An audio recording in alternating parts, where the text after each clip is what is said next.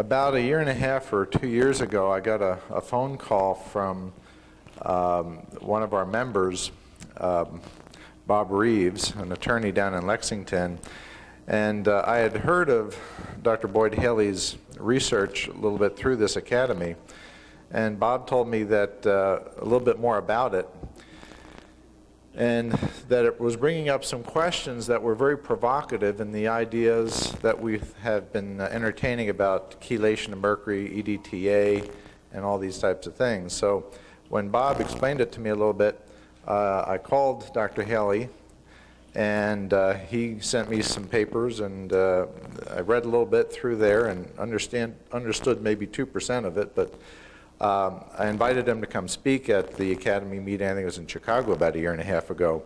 And I think the information that he had was very, very compelling, and it has some very, very practical aspects to the things that we're doing every day. Without any further ado, Dr. Boyd Haley is a professor of medicinal chemistry at the College of Pharmacy at the University of Kentucky down in Lexington. And those of you who enjoyed his talk last year, he has some new information, and that's going to just keep the ball rolling and keep things very hot and interesting. So again, it's a privilege, Dr. Boyd Haley.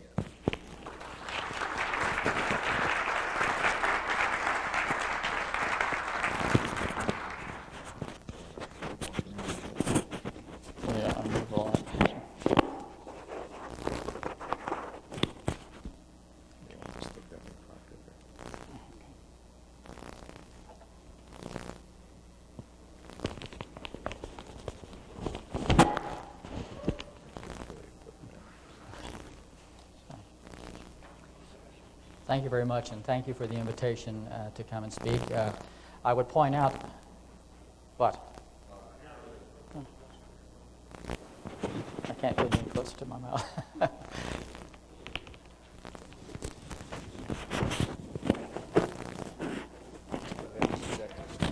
Project a little more to it. Okay. I'm by nature a soft-spoken person, so it takes a lot of effort for me to speak loudly. I do appreciate the invitation. I want to tell you that a year ago or so, when I was invited to the IAOMT, I had no idea who I was talking to or why I was being invited. I didn't know what an amalgam war was, and I would say at this time, and even to date, my research hasn't been involved with amalgams, although it does evolve around Alzheimer's disease. And for most of you that know a little bit about Alzheimer's, I say there are no experts. There are people who study it, but there are no experts because we don't know a thing about it yet, or very little. But I would say that it is a multifactorial disease. It's not genetically inherited. It is something where you may inherit the tendency to get the disease, but it absolutely requires a second factor. So we call it a multifactorial disease. You have to be genetically susceptible, and then you have to have a secondary insult of some sort. And we have no idea what these insults would be. And it was the process of trying to find what this second insult might be that led me into this Mercury war, which I would have rather lived without. I could have gone my whole career without having this type of controversy about my research. However, the first time I gave the talk, and I would kind of apologize to the people that were at Chicago, I definitely talked above your head, and not meaning to do so, because I assumed that everybody there was going to be a scientist or have a scientific background, and that may be due to my own inappropriate understanding of the situation. So I'm going to talk now about, and start out with the first slide, and I'm going to use a different approach. What I'm going to do is I'm going to tell you what I'm going to tell you, and these things usually fold. Okay, I'll need that. So getting back, I'm going to tell you what I'm going to tell you, and then I'm going to tell you, and at the end I'm going to tell you what I told you, and hope that I get across so you won't fall asleep on me. And with the first slide, what I do in the laboratory, we have a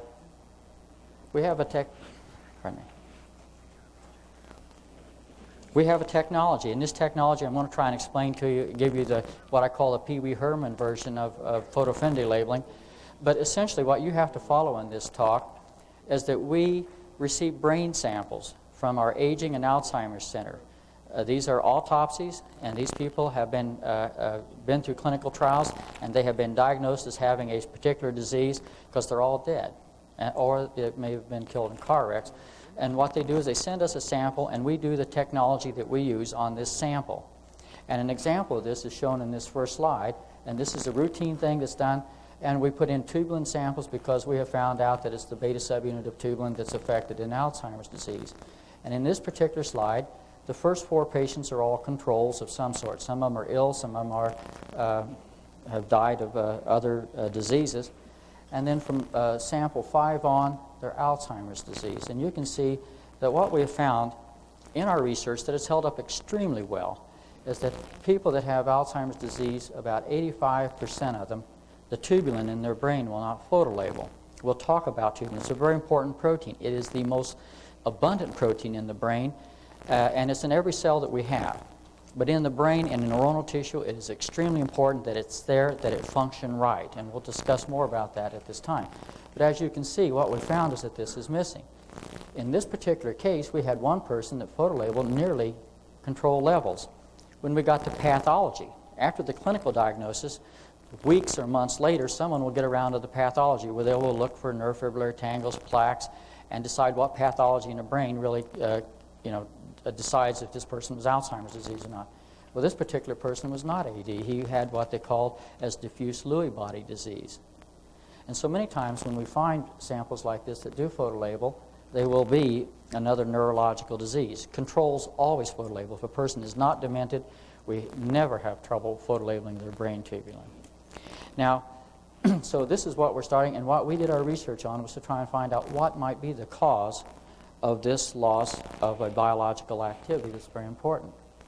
This is the slide that the American Dental Association dislikes the most, and if there's any ADA officials here that would like to discuss this with me or have me give samples or help them repeat this result, I'll be happy to do it. And I've been told this by people, they don't like it. We have here two AD patients or samples that we've got in their brains and 2 controls. And what we start out here is with all of them have EDTA, which we'll talk about later. And you can see with both Alzheimer's disease, they lack the photolabeling of this protein in the beta tubulin region. When we add mercury to these, we can go over the control at 0 level. The tubulin labels well. When we get out here just to very low micromolar levels, we're getting down to the region where this now begins to look like an AD brain. And this was the sample and the results that we first observed several years ago, actually. And if you have read my first paper, you will notice that this slide was not included in the data. And I didn't put it in there because I didn't want to panic a whole load of people. I was trying to get it across to scientists and everyone else. Mercury may exacerbate this situation that we call Alzheimer's disease. There are many people who would look at this and say, I think maybe it might cause it. We can't say that. If you're scientifically honest, you have to say mercury in this form added to this in a test tube, it can give us the same profile and the same biological effect on a very important protein as we see that has occurred in Alzheimer's disease. And that's all we can say at this point. You'll find out that later we've done some work with Drs. Vimy and Lorscheider on rats that have been exposed to mercury vapor. And at the end of this, I'd like to show you some autoradiograms on cerebral spinal fluid taken from different patients and how we can mimic some of the results we see by adding mercury to to CSF from normals and other diseased patients. But this is what I'm going to try and get across. We want to find out what causes this to be missing in Alzheimer's disease, and indeed, does mercury play a role? Okay, now we're going to talk, for those of you that don't know what tubulin is. Tubulin is a heterodimer. It's a protein. Each one of these weighs about 55,000 kilodaltons. And the beta subunit is the only subunit that binds GTP. And in the process, these float around in your body, and they're made. As they're synthesized as proteins, they aggregate as 2, and then these dimers, by binding GTP, this is a very important energy-producing compound in the body, regulates many aspects of the body, cell growth, a huge number of items. But when GTP binds to the beta subunit of tubulin, these things start lining up and they make a protofilament or a microtubule that looks like this. It looks like a tube or like a straw, if you will have it.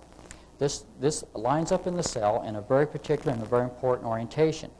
It has 2 main functions. It probably has others, but it has 2 main functions. Number 1, it maintains the shape of the cell.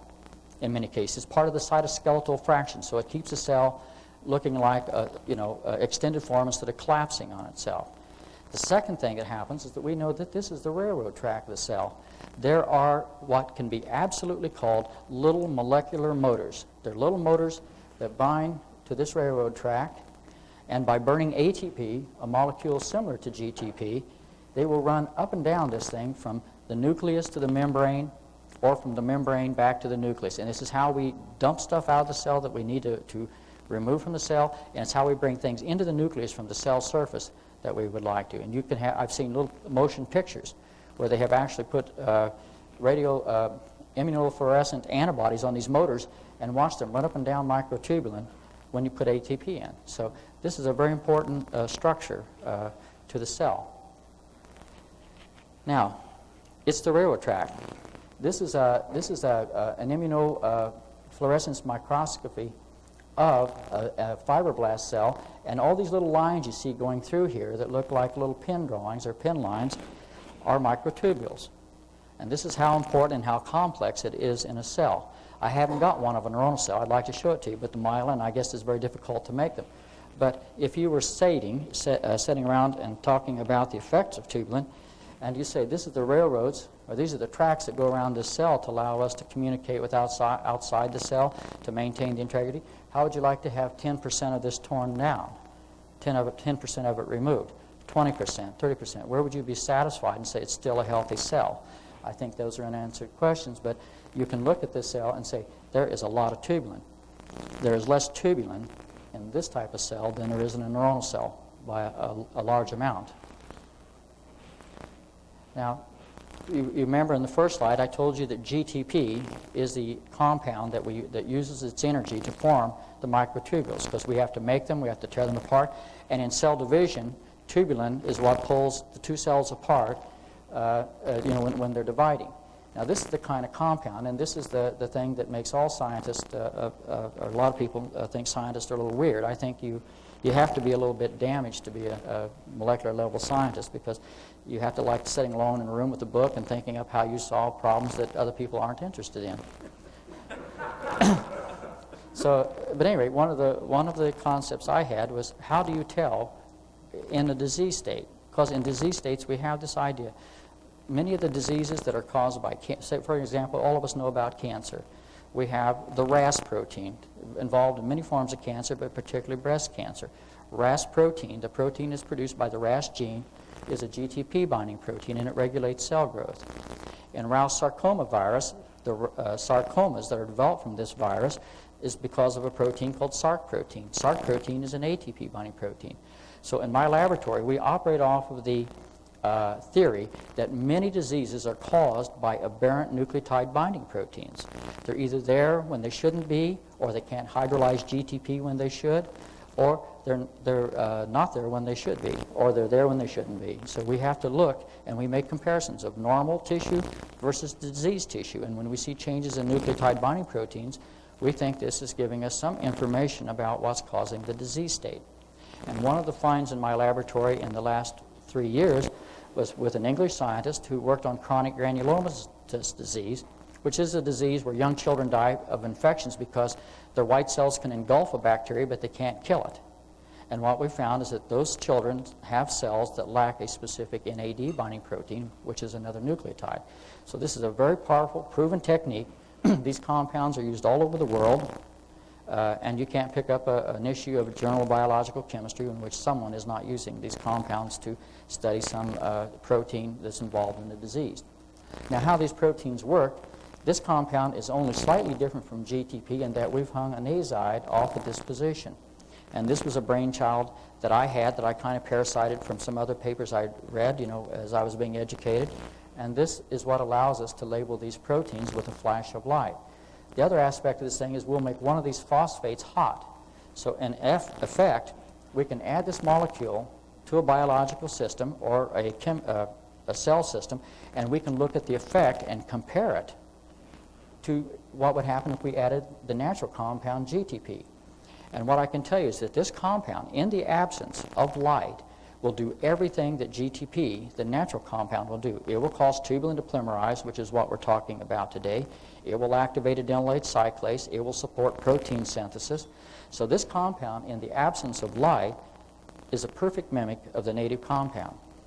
It has the one unique feature, though, that if you hit it with a photon, shine light on it, just a little handheld UV lamp, that this species will explode, and when it explodes, it generates a very reactive chemical species that has a half-life of about 10 to the minus 10th seconds and binds to the protein that it's setting on. If it's free in solution and not bound by a protein, it reacts with water or some other solute molecule.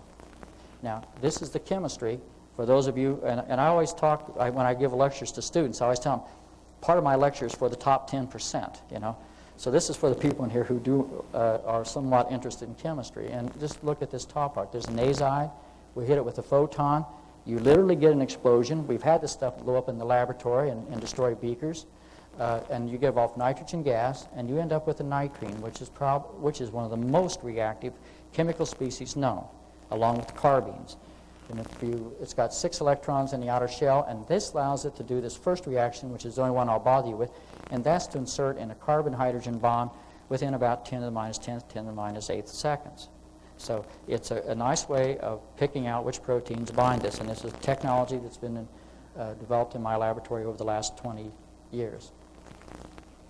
The way we measure the reactivity of this, if you have a native compound, it has a nice absorbance spectra. This is where it absorbs light. And if you hit it with light in this region, you know, and it's a very high concentration, you can see by the time you get down to 70 seconds, you've totally destroyed the compound. This is how we know the compound is working and the effectiveness of it. We can test it. And this is just a little bit of chemistry that goes on. Now, my lab is not a Mercury research laboratory. It's not even an Alzheimer's laboratory. It's just Alzheimer's is one of the projects we work on. Primarily, we work on a lot of nucleotide binding proteins that are related in disease states. And what people want to know, especially molecular biologists that are trying to figure out how cells work and are there mutations in the active sites of proteins such as RAS, the RAS protein that causes some forms of breast cancer, has a mutation that enables it, prevents it from being able to hydrolyze GTP, and when it can't hydrolyze GTP, the signal to grow is totally switched on forever, and the cells don't know that they're supposed to quit dividing, so they keep dividing and we end up with a cancer. So this is structurally very important. What we do in the laboratory is we try and pick out these binding domain sites and see if there's changes in the residues.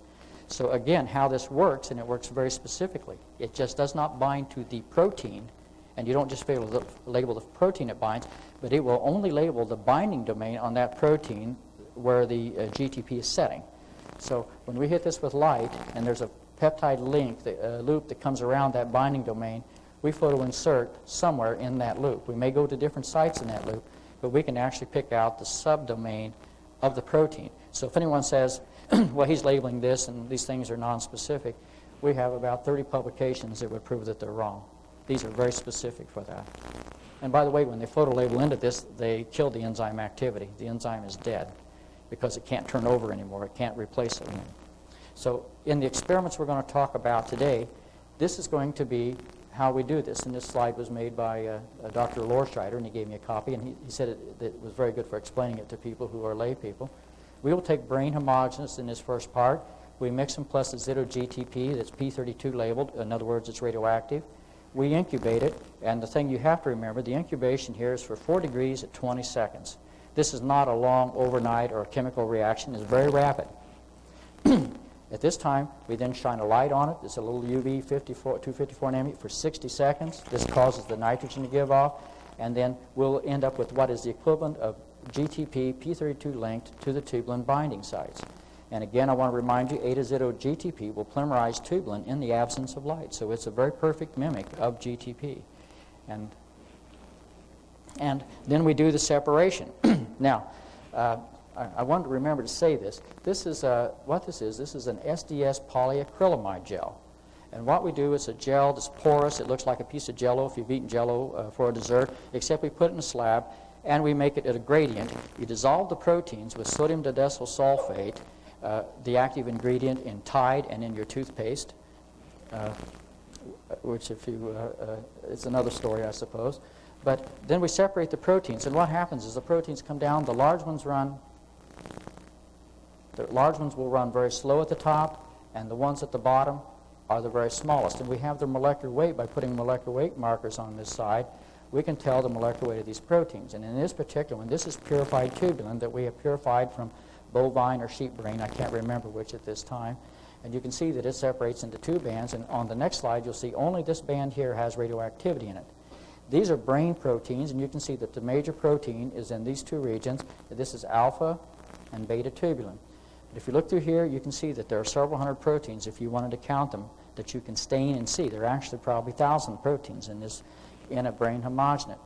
And in this, we've mixed it with 5 micromolar P32 GTP and hit it with light, as we've shown here. And we have several different samples. There's an Alzheimer's disease here, a progressive supranuclear palsy here, another Alzheimer's, and then we have 2 normals. These aren't normals. These folks have died. They're non-demented people who died of other diseases. And now we looked at this and we checked, and as we've seen, this autoradiogram is made by placing this in with a film, and that's what you saw in the first slide, and only the proteins that are radioactive will darken the film. For instance, where we had the 2 bands of alpha and beta tubulin, only beta tubulin incorporated label. And you can see where we don't shine light, for instance in this lane, we only get a couple phosphorylated bands. If we go over here to a normal, where we shine light, we can see that there are 2 bands that are labeled. One of them co-migrates across the line with GTP.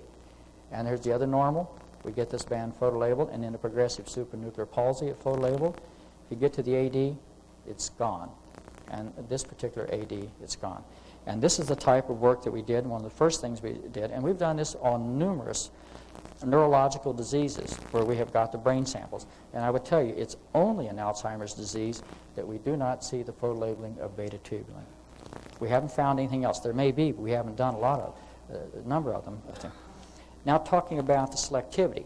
For those who are, again, biologically oriented, if this were a GTP binding protein in a normal brain, then it shouldn't be protected out. Its photolabeling shouldn't be reduced by adding other compounds that are very similar that might block the photolabeling of this bottom protein, which we knew this protein to be actin and glutamine synthetase. So if we photolabel again, as we did before with the GTP, and add ATP, which is a different nucleotide, in increasing concentrations, you see we immediately wipe out photolabeling of this protein, but this one stays fairly labeled. So with this way, we can now repeat the experiment again, where we photolabel with the GTP, the same compound on the same day, except we increase the concentration of GTP. And when we do that, you can see by the time we get out here, there's no photolabeling. This has dropped down to where it's totally gone, and this protein is going down very, very slowly. And the reason for that being is that creatine kinase and actin will bind GTP, not with the affinity as ATP, but it will bind both of them. The top protein is a specific GTP binding protein, which allowed us to identify this protein in normal brains that's missing in Alzheimer's disease brain as tubulin. And this is one of the processes we used as well. Now, again, this is a tutorial about Alzheimer's disease. No one knows what causes it. And the aspect for you have heard about amyloid protein, senile plaques, neurofibrillary tangles. This is a tautology. And there's a big fight going on now for those of you that follow the ApoE2, E3, E4 protein, saying this may be more reliable as a diagnostic test for Alzheimer's disease than aberrant amyloid protein. You will understand that the genetics and the biochemistry and the physiology, this is totally up in the air. However, we do know that in AD brain, there are numerous senile plaques in neurofibrillary tangles and some neutrophil threads. Components of this, if we start backing up, this is one thing. One group will say Alzheimer's disease is caused by senile plaques because when we look in Alzheimer's disease, we see senile plaques. And you have to do that's the definition of the disease. However, I can tell you that we have taken brains from 98-year-old people that are totally normal. They are not demented. They will be loaded with neurofibrillary tangles and senile plaques, and their tubulin will photolabel, and they are not clinically demented. So I don't think these are a shoe-in, and nor would anyone else disagree with me on that knows that these are a shoe-in as far as being the cause of Alzheimer's. But they are many times considered the best evidence that we have. But if we back up from where these come from, some people say, well, there's an abnormal phosphorylation of a protein called tau that causes the breakdown of factors that come out and cause this formation. However, tau is a protein that binds to microtubulin, and it has to be held by microtubulin. I would submit that in Alzheimer's disease, we're seeing something that initially goes in, depolymerizes tubulin, releasing tau, causing it to be abnormally phosphorylated, causing the cell to get ill, and then we get these items which appear very slowly, and these are nothing more than a tombstone of a dead and dying neuronal cell system. And so the conclusion of this first part is that if we do a concise study, and I want to tell you, we've done this on 200 samples at least, 200 brain samples from Alzheimer's disease. If we look at this, we can say that in about 80 to 90% of the Alzheimer's disease patients that we've looked at, a very important protein in the brain called tubulin cannot bind GTP, and if it doesn't bind GTP, it has to be behaving in an aberrant fashion. And our research at this time was, what causes this? We think looking at what affects tubulin polymerization is looking at the skid marks of an automobile wreck. The people who are looking at amyloid plaques and neurofibrillary tangles are looking at the wreck, standing over looking at the car, trying to decide what went wrong. You've got to go back and look at the skid marks, and that's what we're doing with our research. And that's what led us into this downward spiral called the amalgam wars. And I didn't do this. You know, you read the literature, and you come up, what are good guesses? Well, toxic metals are everywhere. And the first one I came up with, by the way, was the first person I talked to said, try aluminum. Aluminum's really involved. We've got that firsthand from some very brilliant people. So we started looking, and we decided to screen all heavy metals. At the same time, Dr. Marksbury at the University of Kentucky and Bill Lehman had been doing work on trace metals in Alzheimer's and controlled brains. And this is a slide from their work. This is from Westrop, Eman, and Marksbury in 1990 brain research. And what they found is this is the amount of mercury in a controlled brain, and it is about 59 nanograms per gram wet weight. And you compare this to the Alzheimer's disease, you can see it's about 2.5 times more. It goes up to 178 nanograms per gram of tissue. Mercury has an atomic weight, molecular weight, atomic weight of 200. So we're getting up to about 1 micromolar. And you might keep that in mind as we do our discussion, because this is the average. Some of them are a lot higher than that, and of course some of them would be lower. So this is what got me started, and we decided to do a screen of heavy metals. This piece of research plus the claim that aluminum was involved in Alzheimer's disease. And the type of experiment we did is the same as before. We took controlled brain and we added different amounts of metal ions. This is just the one slide. We did about 3 of these, you know, to cover all the metals we wanted to test. And when we did this, we would do half of the slide with no EDTA with the appropriate metal ions, and half the slide with EDTA with the appropriate metal ions. Now, we don't consider magnesium, you know, an obtrusive metal ion. We put it in there to show that the system was working. And with magnesium, we get good photo labeling, and magnesium plus EDTA, it still photo labels quite nicely. We saw 2 effects that had us excited. Number one, cadmium, without anything added, would decrease the photo labeling of this considerably. Cadmium hasn't held up and is not elevated in AD brains to any significant amount.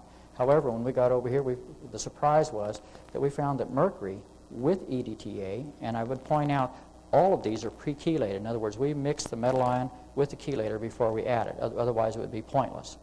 That it totally abolished the photo labeling of the beta subunit of tubulin, very selective, and didn't seem to affect some of the other proteins.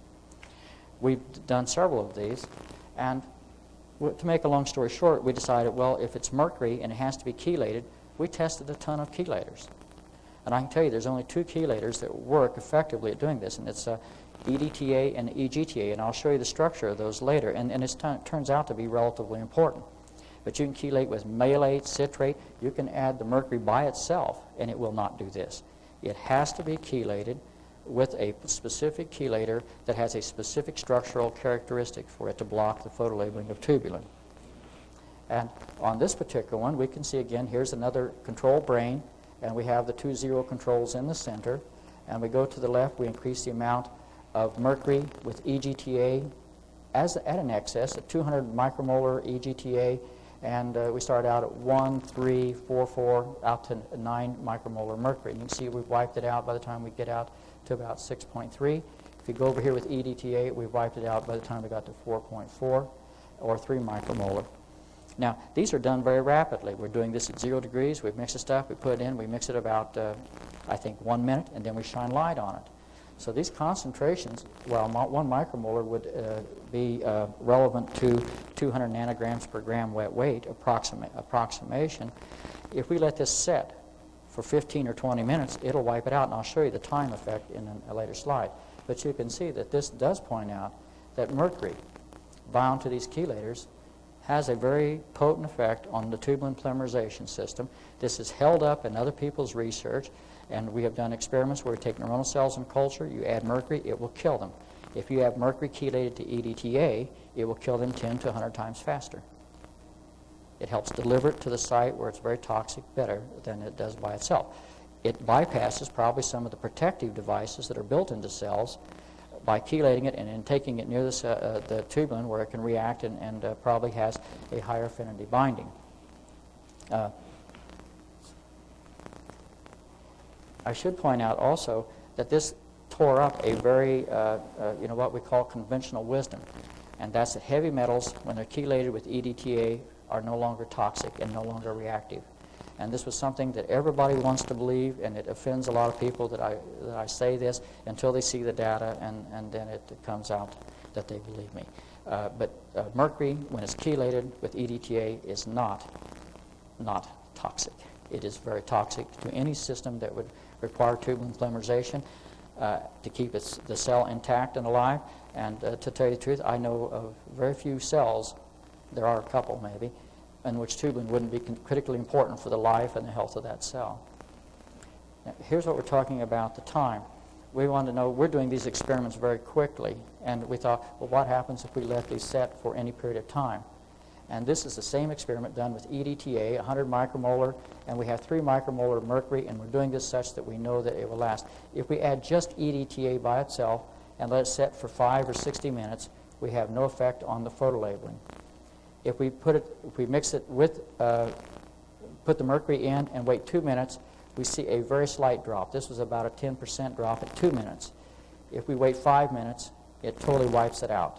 And in 5 minutes, it's totally done. If we do this same experiment with 100 micromolar mercury, thinking that 100 micromolar magnesium added, thinking that magnesium may prevent mercury from getting to its site, we turned out to be right. Magnesium will protect. It definitely protects. It just doesn't protect indefinitely. But if we go to 2 minutes or 5 minutes, we still are getting good photo labeling. At 15 minutes, it's going down a little bit. If we wait 35 minutes, it wipes it out, and by an hour, it's totally gone. And over here, I'd say there's another control of 5 and 60 with magnesium, and you can see the photo labeling is still quite high and very healthy. So what we have is an effect that's both concentration dependent and time dependent. And while you may slow down the effects of mercury in the brain by having all the constituents there and adding things back, that sooner or later these things are going to find the most stable site to react, and you're going to abolish the ability for tubulin to interact normally with the nucleotides it needs to react with. Now, this is the structure, chemical structure of EDTA, and when it's bound to metal ion, this is someone else's work, McConnell et al. In 1978. And they did the spectroscopic studies of metal ions, and you can see this is how they proposed that it sets in there.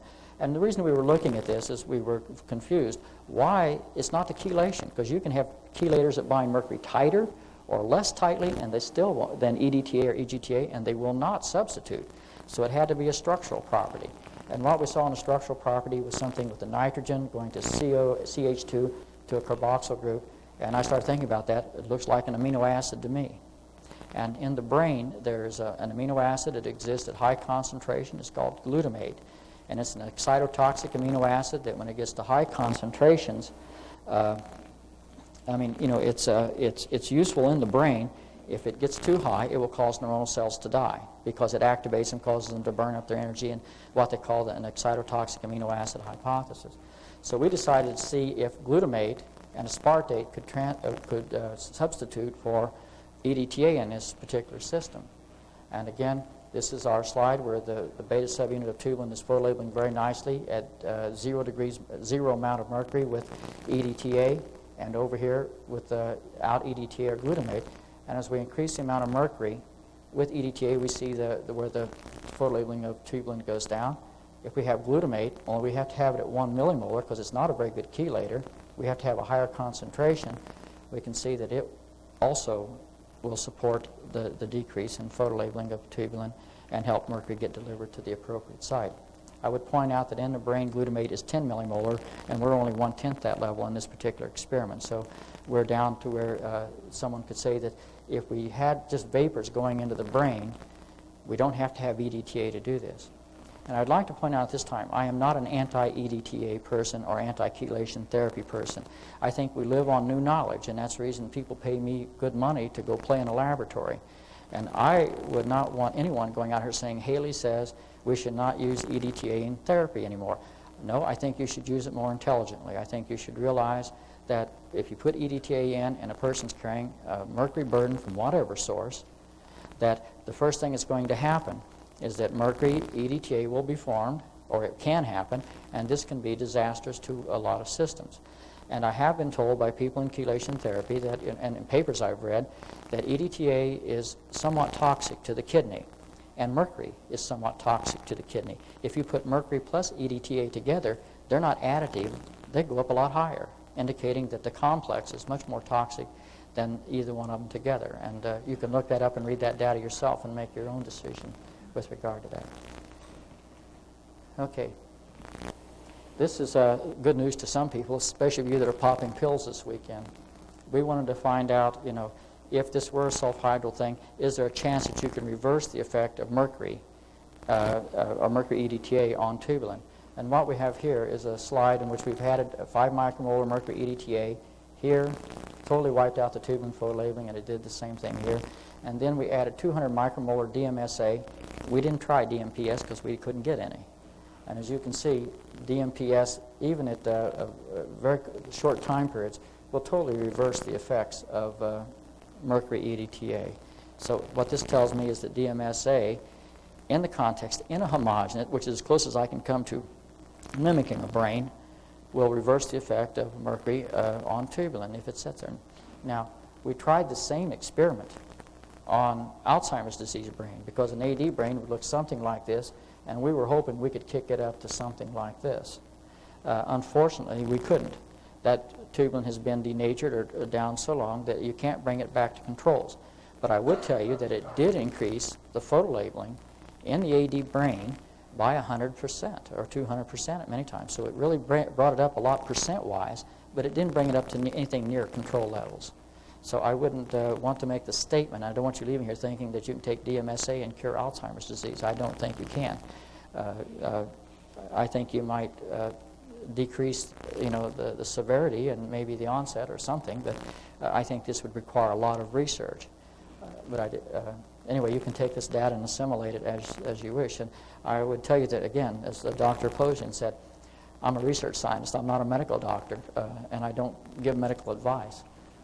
Now, also to show that we think alike, he gave an inference to Corey Schlittke. I hope I'm saying this right. And I happen to like their work a lot because it's the only one that I've read that has really approached the problem of chelation therapy and the mobilization of metal ions throughout the body. This is not done on mercury because I couldn't find anything on mercury, but this is done on lead. And what they did, this is what these slides are showing. There's a 24-hour urinary lead excretion per deciliter after a single administration of saline, 75 or 150 micromolar sodium, calcium, EDTA per kilogram of rat body weight. And this is just the urine level.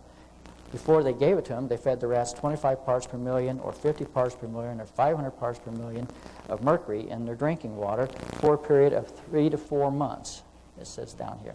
And as you can see, as you would imagine, as you gave them higher mercury to drink, they had higher concentrations in their body. And if you gave them EDTA, more of it appeared in their urine, and that made good sense. And you might think you're doing a good job. And then we talk about the change in brain lead levels after a single injection of saline, 75 or 150 milligrams of EDTA per kilogram rat body weight. And what we see is that without anything, this is the level, and if we gave EDTA in each and every case, it went higher. So if we look at this, and again, notice that the scales are quite different. This one goes up to 1, this one only goes up to 0.2, so this is 5 times higher. And so you're getting a higher level of lead in the body and a higher level of lead in the brain. And when you give EDTA, the level doesn't go up. And this is a slide I think he made reference to, that if you give different injections of from 1 to 5, number of EDTA injections, and then measured the amount of mercury lead in the body, this being the 100% level, you can see that it drops in blood, it drops in kidneys, it drops a little bit in bone, stays about this level. However, in liver, it goes up from 100% to about 150% of control levels, and then on subsequent additions, it drops off and keeps going down. However, in brain, it went from 100% up to, it looks like over 200%, and you took the second injection to get it down nearly to control levels, and then it kind of bops around here, and you can read this data as you see fit.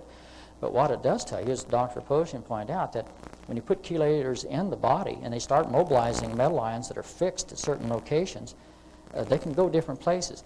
What I want you to understand is that chelators change the nature of a metal ion. If a metal ion is charged, it's not lead or mercury unless it is covalently covered, or, chelated.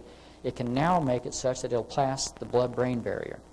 And for people that don't believe this, and the chelation therapists didn't read the real old literature, some of them seem to be unaware of it, if you inject C14 EDTA into a human being, and they did this about 1945, back when radioactivity wasn't considered quite as dangerous as now, and there was C14 EDTA in the cerebral spinal fluid. They measured it. They did lumbar taps on these soldiers and found C14. So EDTA does cross the blood-brain barrier and does get into the EDTA, and this data would indicate that if there are metal ions around, it'll carry them with them. And so if we're talking about mercury burden and treating things, I think this is the kind of information that clinicians and people have to understand, and this is the kind of research, absolutely, that needs to be done with mercury, so we can understand best how to do chelation therapies and how to remove heavy metals from the body. Now this, again, is another slide that I've stolen from Vimy, Lorscheider, and Summer from a paper they're giving. And this came up in Europe when I was talking to Murray Vimy, and we were talking, and I was sitting here getting my education, as many of you are today, that my first time to really understand what people were talking about and why they were fighting. And the only reason I put in here is to talk about the forms of mercury and which are the most toxic. And you know, there's two terms we need to talk about. You need to talk about what is toxic at that time, in that form, at that spot, and which one has the most potential toxicity. And mercury vapor, in my mind, is by far the leader because it's carrying all of its electrons. And mercury can do you damage in two different ways that are two very significant ways. So number one, the one that all of us know about, binds to a sulfhydryl on a protein, kills that enzyme or that transport system or that pathway, and that's very serious. The other thing it can do is that once it's in there, and they say once it's bound, it's not a one-shot item. This is an oxidant, and there's some work by Jim Woods. He was here yesterday. I wish I had known that. I would have liked to have met him. This has redox potential. In other words, in the proper milieu, with hydrogen peroxide being delivered and other things such as ascorbic acid, etc., this can create a Fenton reaction type of thing where the mercury bound in this form or in this form when it first comes in can give up electrons and generate free radicals, which are a disaster to a biological system. I mean, these things mercury can be a free radical generator such as iron is in the Fenton reaction. And what I want to talk about when someone says, or the FDA or someone says, well, how much mercury can you take in? You know, ask them what form. If you realize we evolved when our ancestors were walking around on the face of Earth with their knuckles dragging the ground, we were eating bad food and drinking bad water. And we had to evolve making protective mechanisms for those things. They didn't walk around breathing metallic gas. At least I didn't think they did. So we have very little protection against this system, especially if it goes directly into some of our neuronal tissue or in some of the other bodies. And as many of you have heard today, over the last few days, this is the form that primarily comes out of the amalgams. Okay, again, this is the slide that we're talking about. Now, if we're very critical and honest about our work, what's wrong with this data is that it was done in a test tube. It's a legitimate criticism, but it's where you start. And so if we're going to say, does this work, we have to go to a living system and reproduce this while an animal is alive and walking. We have to do it first on rats because they're cheaper, and then we have to go to primates, and then we'll look for human volunteers. Okay. Again, I know some of you are like, Right. The thing, what I'm going to talk about now is experiments that didn't work, but I'm going to tell you where we're going. We fed rats mercury in their drinking water for 6 months. We fed them mercury chelated with EDTA for 6 months, or tried to take them out to 6 months. And we measured the amount of mercury that got into their brain and the effect on tubulin. And that's shown in this slide. You can see that the slides, this is to show you that we added the same amount of brain material to each one. This is the beta-7 unit of tubulin, and this is the only rat of significance. He made it 4 months, and he started looking bad. And we thought, well, we're going to find him dead, and we don't want to lose the control because we don't have a lot of money. We're pirating this. So we sacrificed him and put him in storage, and the rest of them all went out to 6 months. And we photo-labeled their tubulin when we collected all these rats and did their mercury level. And what we can see is that they all had pretty good photo-labeling of tubulin, except this one unfortunate character. And I don't know if he was a genetic aberration that just couldn't handle mercury, if he had another opportunistic infection that caused it. And it's sort of like you talk about Alzheimer's disease. Feeding mercury into drinking water isn't enough. You've got to have something else go wrong, perhaps. I would also point out that the level of mercury in the brains of these rats was somewhere under 200 nanograms per gram wet weight. When we did the mercury vapor, which we'll talk about later, in 2 weeks, Vimy Lorscheider can get it up to 400 nanograms with 4 hours a day. So mercury does not, fed this way, does not get into the blood-brain barrier. If it's converted, most of it probably comes in through inhalation and is rapidly converted to Hg2+ in erythrocyte. We do know that human serum albumin has a very tight affinity for mercury, so we can bind up a lot of mercury in the bloodstream and prevent it from getting to the blood-brain barrier by dumping it or placing it in the kidney where it can do damage somewhere else besides the brain. But very little of it gets into here in the form of Hg2+. However, with the vapor, what I'm going to try and point out to you is that it gets into the brain very quickly. And as far as going through the blood, when Dr. Lorscheider was at the University of Kentucky this last month or so, he gave a seminar, and there we have on our faculty a man by the name of Anwar Hussain, who invented the nasal spray, the nasal drug delivery systems. It makes the university, every time you squirt something up your nose that's legal, the University of Kentucky gets a dime, I think, or something like that. So he sat there and he would listen to Lorscheider's talk, and he says, most of the mercury that would be in your nose, in your mouth, would be absorbed through the nasal cavity, through the nasal mucosa. He said, right to the roof of the mouth. It's very porous. You would never, I mean, you know, you'd have to be running to breathe it fast enough to get it to go into your lungs. That's his opinion, not mine. But he says that most of it would go, and of course it went through your nasal passages and through the nasal mucosa. That's a direct line to your brain. So anyway, what we're talking about, this was the concept, and I think Murray and I talked about this in Germany when I said we're doing the wrong experiments. If we're talking about amalgams, we need to work with rats that have been, or animals that have been exposed to mercury vapor and not mercury in their drinking water. And so we set up this experiment, and I would point out before we start, these are really young male rats that we're working with. Yeah, there it goes. They're about 170 grams. They're still growing. I think they would be the equivalent, as I talked to Lorscheider, of about a 20-year-old boy or man. They're very healthy. And we expose them to mercury vapor, 300 micrograms per meter cube, 4 days for 0 to 14. We've now gone out to 28 days. In Calgary, they do mercury analysis of the whole brains. They send us part of the brain, and we do SDS polyacrylamide gel electrophoresis after photo labeling with the Zito-GTP. And we look at other tissues. We're doing some other things also.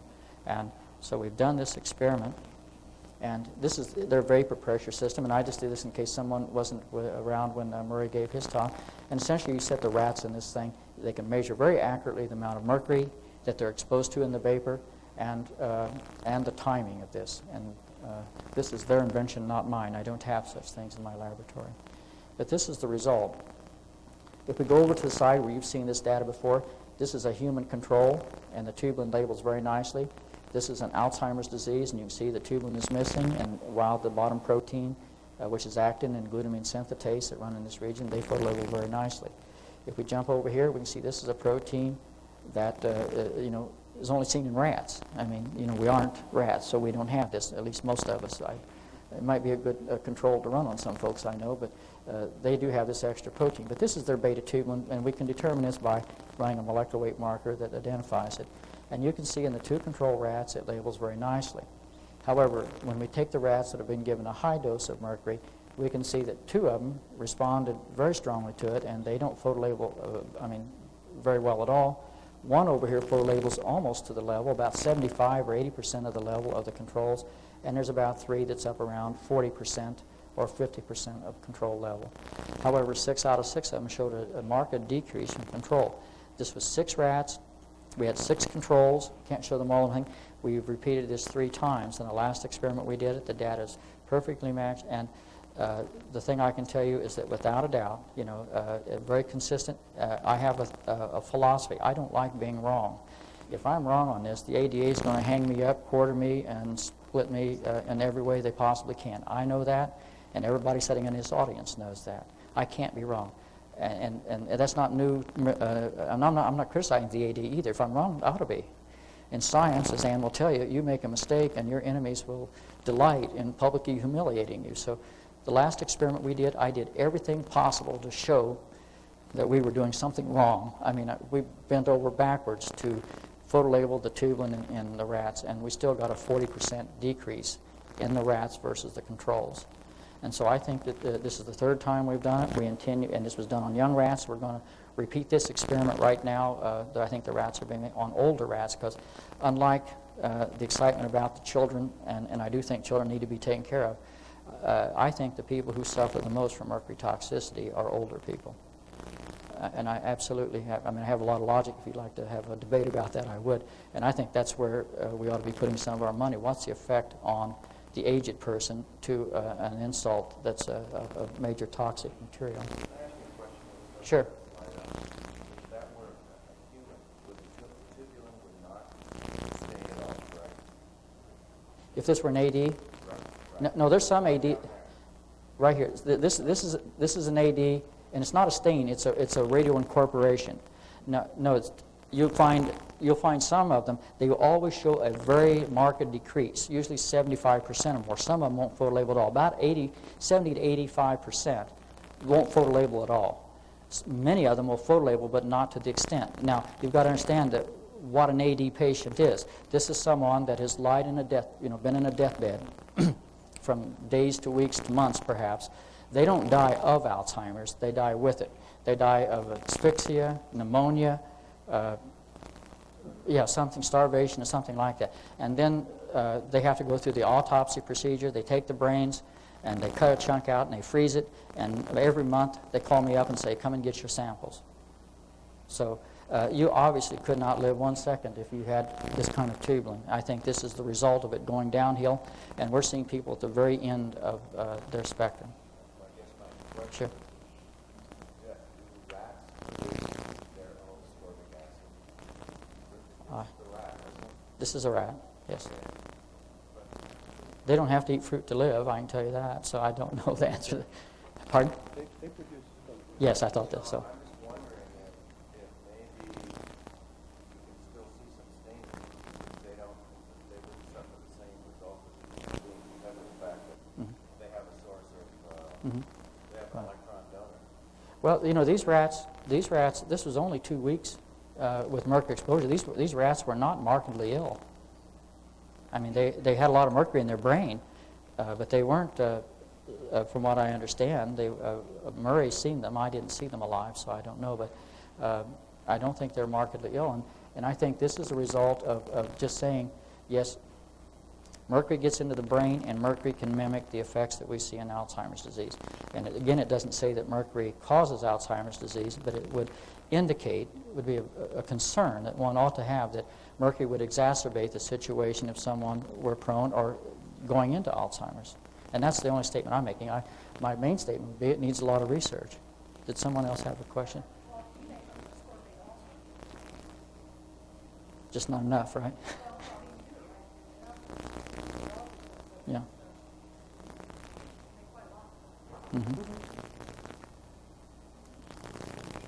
Humans, she says humans. I thought it causes scurvy if you don't have vegetables. Humans do not make ascorbate, period. Yeah. Humans do. I didn't think so, but I don't. I mean, you may.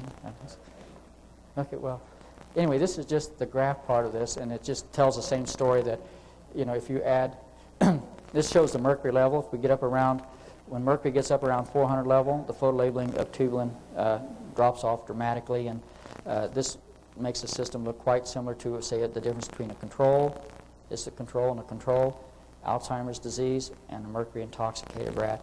And this data has held up. So the conclusions we can make from this can be on your own, that mercury definitely exacerbates or affects tubulin polymerization, and this is a factor or an aberration that we see in Alzheimer's disease. And on this part of the work, and I got something I want to show you on the overheads here in just a minute, and the acknowledgments on this. This work was done in my lab with some collaborators, Sabiha Toon, who was my graduate student and a postdoctoral fellow subsequently, John Slevin, who was an MD neurologist who got the samples for us, and Sue Campbell, a graduate student. And then when we get down, this is on the Alzheimer's disease work. On the mercury stuff, it was primarily done by James Pendergrass and Edward Durr in my laboratory. One's a research associate and the other one a graduate student. And the studies on the photolabeling of rat brain homogeneous from mercury, mercury-fed rats, and the vapor was done by Jim Pendergrass from the University of Kentucky in my college. And the samples on the mercury vapor was Lorscheider, Winfeld, and Vimy from the University of Calgary. Now, this is the end of the vapor study, but this is the more bad news for people who think mercury isn't very toxic, and that, the next level of criticism. As I've heard, you shouldn't put fillings in sheep and monkeys, if they have it, so you don't want to go to humans. And, like I say, I can't get volunteers, but we can look at cerebral spinal fluid. And we have done some research, and I'm going to show it to you on the very next slide. This is using this compound, a little bit different than azido-GTP. It's called azido-ATP, but it's radioactive in one of these two phosphates and photoactive in this region. And we've used this to detect proteins that are in the cerebral spinal fluid of Alzheimer's disease and Lou Gehrig's disease, or ALS patients, that shouldn't be there, say, versus a control. And this is one of the slides we're talking about. We're taking CSF from patients, and these patients are epileptic, control, Parkinson's, Alzheimer's disease, Parkinson's, 2 ADs, another control, and another epileptic. And we did this blind from CSFs given to us by the Eli Lilly Corporation. When I went down and made a plea with him, if I can tell the difference in nucleotide binding proteins in the brain of an AD versus a control patient, I should be able to see some changes in the nucleotide binding proteins in the CSF. And I thought it would be a GTP binding protein. And it turned out to be an ATP binding protein. And if you look, this protein here is only found in the Alzheimer's disease patients. We've identified the protein. It's glutamine synthetase, which is overproduced in response to excess glutamate in the brain. Glutamate is an excitotoxic amino acid which kills neuronal cells. And we have a patent. The University of Kentucky has a patent on this. Eli Lilly has rights of first refusal on it. And this was published in the National Academy of Science, the Proceedings of the National Academy of Science. And it's held up well. And last week I got a letter from a German scientist who had repeated my research using a monoclonal and a sandwich ELISA assay and said that I'm right. So anyway, we can look at this and see the changes. Now, when we look at this, there are other proteins in here that photolabel and change a little bit. And we were trying to make this a bit different. What I found were two living early onset, because the question everyone asked me, well, sure, this works when you get CSF from people who have died or near death. What happens with someone who's alive and healthy and just getting Alzheimer's? Well, I don't know how you predict who's going to get it, but you can sure tell when someone's on his way, because he'll forget to drive his car and get lost or leave the house with his pajamas on. And I found an MD in town who was concerned enough, and he had two patients that were like this. And I was present when the lumbar samples were drawn on these two. And again, this is how we photolabel it. This is the protein glutamine synthetase, indicating that this sample A was an AD patient. Sample B was the same. And you can see they're not exactly identical. This one photolabels a little bit less likely than this one. In a control, this would be totally missing. So we tried another technique. We wanted to optimize this, and it was just doing a filtration. Put this in a centricon tube, which means we can spin it down, and all the solute molecules will go out, and the big proteins will stay behind. We can bring them back up to their original thing, and we've gotten rid of the compounds in the CSF that might block photolabeling or interaction. And when we do that, this is sample A that's been filtered, and you can see we're labeling a whole bunch of other proteins when we get rid of all the normal compounds that are in the CSF, and the same over here. And interesting enough, this guy had one more protein that photolabeled that this guy didn't have, and this one photolabeled better than this one. and we started seeing differences. So we did some studies, in which I'm going to show you some of the reasons to that, trying to figure out what these are. We did identify two of these proteins. One's a protein called acidic fibroblast growth factor, which is a very important compound, and according to the Japanese, it modulates your feeding response when you eat. This peptide is the thing that tells you, your stomach, that you're full, and it gives the filling. So if this goes up, you stop eating. You stop having hunger feelings. The other one is myelin basic protein. It's a specific GTP binding protein. And myelin basic protein is the protein that if you inject it in at the appropriate form, in the appropriate thing, it will cause myeloencephalitis. And so these two are two proteins that are the one they think might be involved with anorexia and bulimia. So I'm not sure, but at least we can identify these, and we're in the process now of identifying the proteins in this particular system. And to show you the selectivity of this, we'll go back again to point out how specific this protein is for Alzheimer's disease. This is the one AD in this system. And if you go across all these others, which are ALS, you can see this protein doesn't photolabel. So this is very diagnostic of Lou Gehrig's disease, or amyotrophic lateral sclerosis.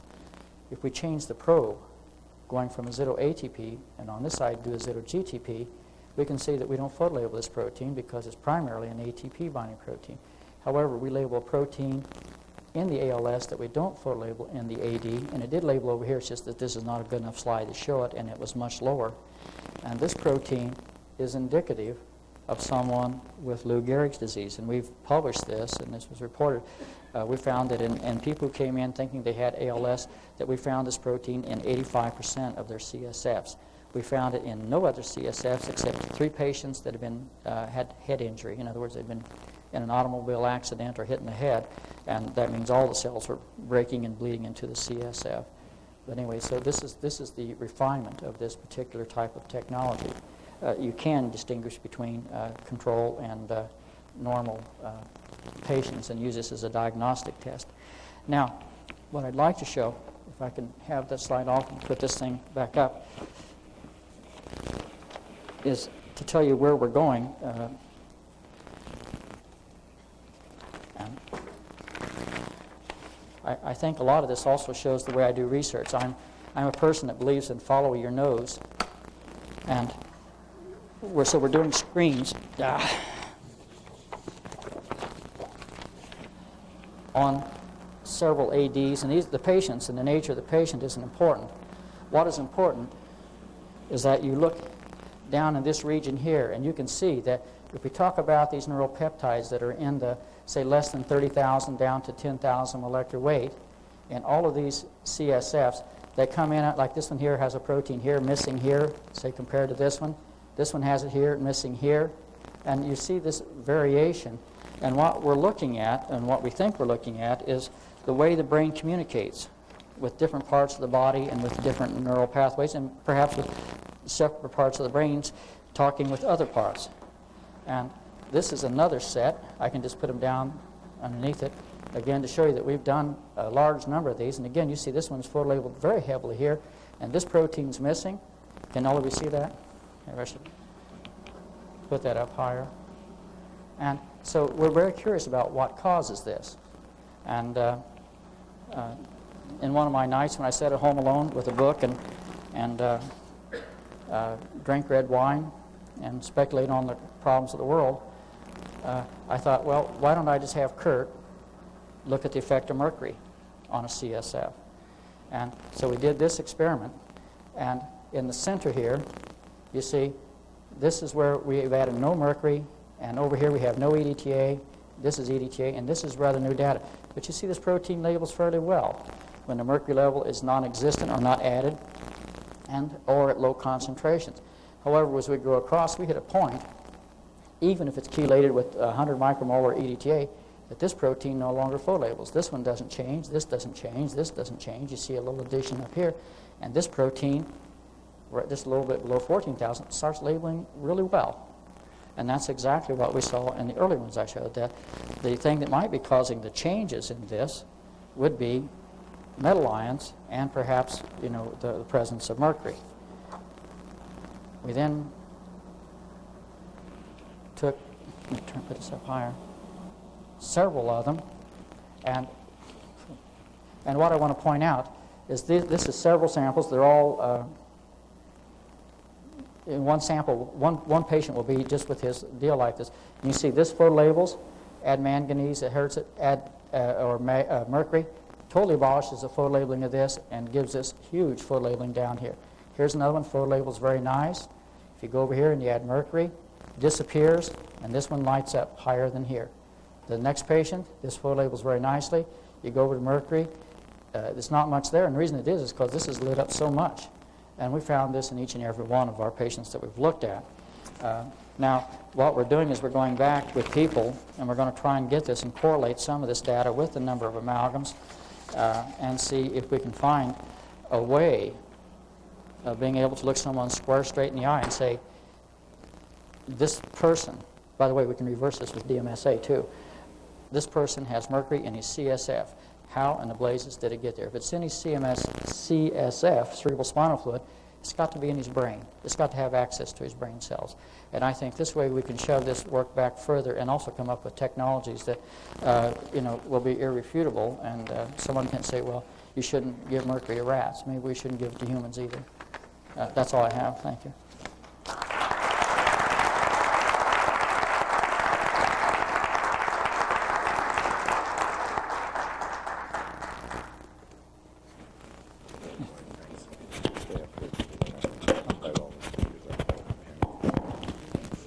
Dr. Bosian would discuss the permeability to the blood-brain barrier of both DMSA and DMPS. Secondly, for Dr. Haley, the question of the effect of the DMSA, on the prevention of the damage to the tubulin in the absence, as I understand it, of the Alzheimer's full condition. Does this mean then that DMSA would have potentially a protective effect to certain types of brain damage?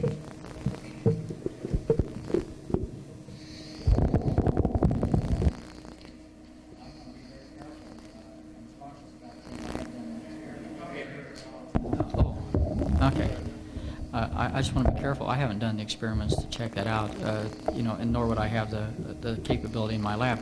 However, if you're a chemist and you extrapolate, it's protection of inhibition of sulfhydryl enzymes by mercury. And DMSA, if it were there, would help. I mean, just like dithiothiazole does in our biochemical systems every day. So if DMSA could be present when mercury came into the brain as a vapor, it probably would protect the brain tubulin. And what effect this would have on Alzheimer's disease, I would have not a clue at this time.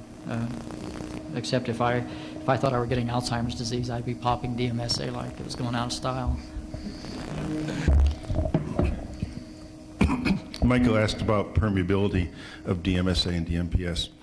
Essentially, the rule of thumb, based on good scientific evidence, has always been the more polar, the more charged a compound is, the less likelihood there is of its getting into the central nervous system beyond the blood, going across the blood-brain barrier, unless there is a specific carrier mechanism.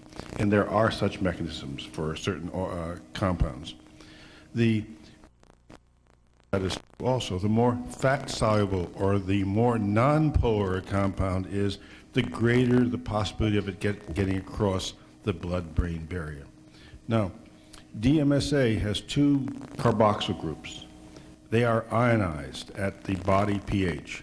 The chances of DMSA, of non-complex DMSA, of non-chelated DMSA, of getting across the blood-brain barrier, we think is very unlikely. That doesn't mean, I should say, there's no experimental evidence yet that will warrant that. There's even experiments done by some Chinese, actually at Kentucky, at Louisville, Wasdale something, Liang Wasdale, head of pharmacology, Louisville, where they injected C14 DMSA into either mice or rats, I think they were mice, and then froze them and did terminal slices. There was not any evidence of any radioactivity in the brain. Okay? The big question is, however, whether DMSA, when it's tied up to a chelate, when it's tied up with a metal, when it's a chelate form, does it cross the blood-brain barrier? Again, we have no evidence to support that it does. Neither do we have any evidence to support that it doesn't. We know that because of its polarity, DMSA does not get into cells. It's considered to be strictly extracellular. DMPS, slightly different. There appears to be a mechanism by which DMPS does get into cells, a carrier mechanism. We know from some experiments it gets into red blood cells. Experiments done in our laboratory as well as experiments done a number of years ago at Munich. Does it get into the blood? Does it cross the blood-brain barrier? We have no evidence that it does this. We have no evidence that it doesn't do it. We don't know. It seems unlikely that such a charged molecule, sulfonic acid group there, would get across the blood-brain barrier unless there's a specific evidence, unless there was a specific carrier mechanism to do it. Of the carrier mechanisms that we know right now, in the kidney there are specific carrier mechanisms that do appear to be able to transport DMSA across the kidney cell membrane, and that do appear to be able to transport DMPS. Kidney, of course, is not the brain. Michael, I don't know whether that gives you the answer you want, but that's all we know about at the present time.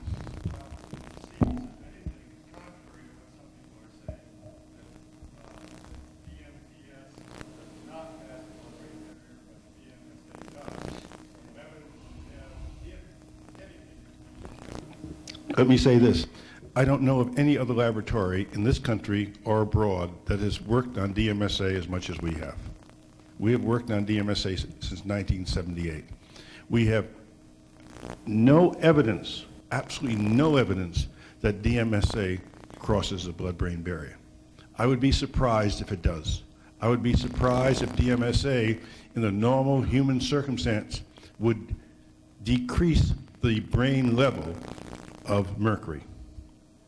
That's based on some animal experiments and based on other things. What I want to remind you of, I mentioned this when we were in San Diego, experiments that were done a number of years ago in which organic mercury poisoning occurred in a woman in New Mexico. 20 years later, at autopsy time, when they analyzed the brain, they found the organic mercury had been converted to mercuric mercury, and that it stayed there. And the amount of mercuric mercury in this woman's brain was 200 times above average. Net conclusion, once mercury gets in the brain, it's very, very difficult to remove it.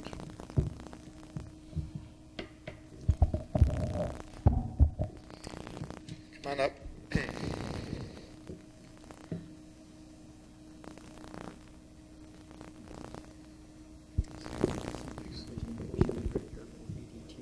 This is for Dr. Aposian, as we had been speaking earlier.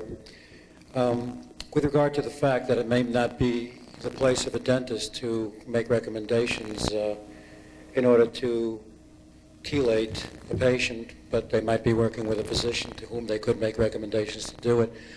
You had said that you might have an idea as to a detoxification schedule that you might be able to advise us about. Could you do that this time? Thank you.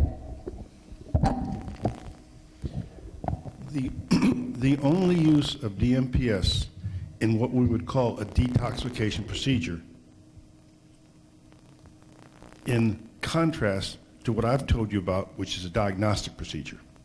Diagnostic procedure, 3 capsules given once. Therapeutic procedure, treatment procedure, detox procedure, DMPS given over a period of time. The only bona fide experiments that I know that have passed peer review are the Campbell-Clarkson experiments, which I showed you on that slide, what we call the Omaha experiments. We are going to Mexico in, I think it's June or July, to treat some people who have been chronically intoxicated with mercury.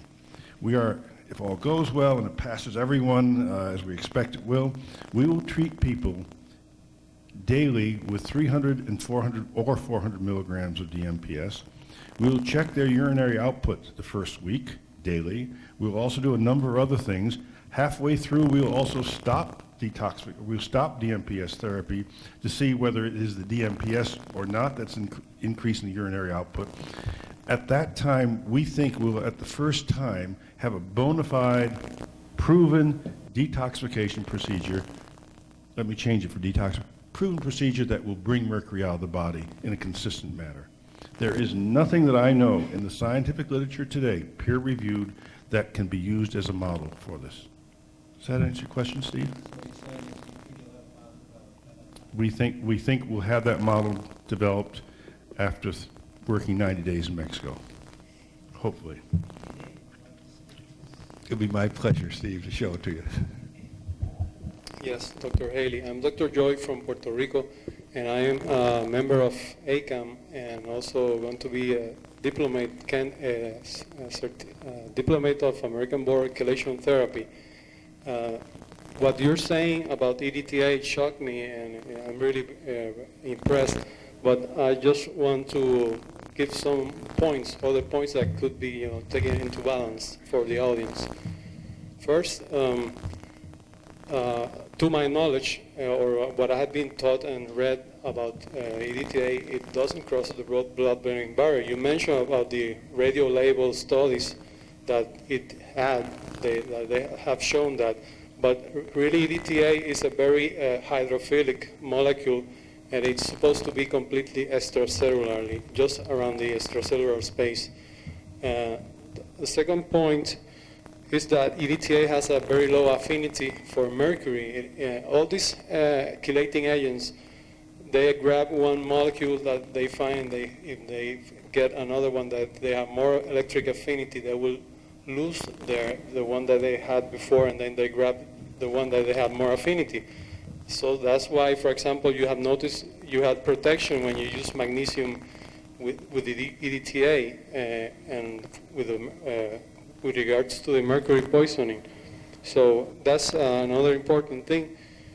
Secondly, using magnesium as EDTA is currently administered would give an extra protection, and supposing that it's not crossing the blood-brain barrier at a significant amount, well, it should be so dangerous. And the last point is that I agree, and I recommend to everyone that if you really think you have a mercury toxic patient, you should take the mercury out first. Take out the amalgams, try to detox for mercury first, and then do a EDTA chelation therapy if it's needed for. I would like to answer that. The article I gave reference to. Okay. All right. Thanks. Sorry. The article I gave reference to measured C14 EDTA going into CSF. I didn't do that. It was done in 1945. However, what you would have to explain to me and everyone else is how, when you intoxicate rats with lead and then you treat them with EDTA, how does the lead all of a sudden get into the brain at a 100% increase? The comments you made about EDTA being very soluble is true, but an EDTA under acid conditions isn't, and an EDTA when it's chelated, you've compensated. You have taken the +4 negative charges down to, if you have, say, 2 mercuries, to zip. And then it would be hydrophobic. It would not be ionic anymore. There would be no charge that would exclude it from passing the blood-brain barrier. And as far as the affinity, mercury's affinity for EDTA is quite a bit higher than the affinity of magnesium in the formation constant. And as far as saying I'm not an anti-EDTA person, I just think people have to understand what goes on with these things, and to say that mercury, when you do EDTA chelation therapy, that you're not going to do any damage to a gross collection of human beings is probably not right, because some of them may have had 20 amalgams for 20 years or have other levels of mercury in it. So, I think that in answer to the question, and even with DMSA, once something chelates, it's not the same thing. And it could pass. DMSA can pass the blood-brain barrier. I mean, not saying it can. EDTA can, but I mean, they're both carboxyl groups. And all I'm saying is that there's a possibility that once you chelate it, if you put it in the right form, that it could. It's true about EDTA. You should consider what has been said, that when EDTA is chelated to a metal, the charge does become zip. With DMSA, it's different because with DMSA, it's usually chelation between either two sulfurs or one of the carbons, one of the sulfurs. There's always a charge remaining on DMSA, and that's why I think EDTA is really quite different. And as has been said, yeah. And I would also point out, if you remember the one slide, we took into account the affinity. And when we added magnesium, it slowed down the rate of mercury inhibition of tubulin flow labeling, but it didn't stop it. I mean, within a period of time, it totally wiped it out. It slowed down the rate. By the way, all chelation therapists think EDTA doesn't cross the blood-brain barrier. I think it's something, the experiment ought to be done, and under modern aegis, and that put to rest. This question's for Ann Summers. It's standard of care in dentistry to cover people who have had valvular heart problems with antibiotics. Has any work been done as far as the organisms related to valvular heart disease? Well, there Very close. I think a lot of work has been done. Bring it right up.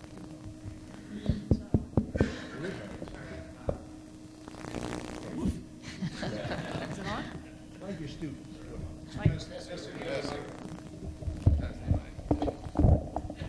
That one works. Now, there's a mic that's on. Lots of work has been done on the organisms. I mean, a lot is known about the streptococci that are involved in valvular heart disease. As to any association between those organisms or their antibiotic resistance and dental amalgams, there is no work that has been done. What's your guess as far as the relationship with amalgams and the effectiveness of the antibiotic therapy?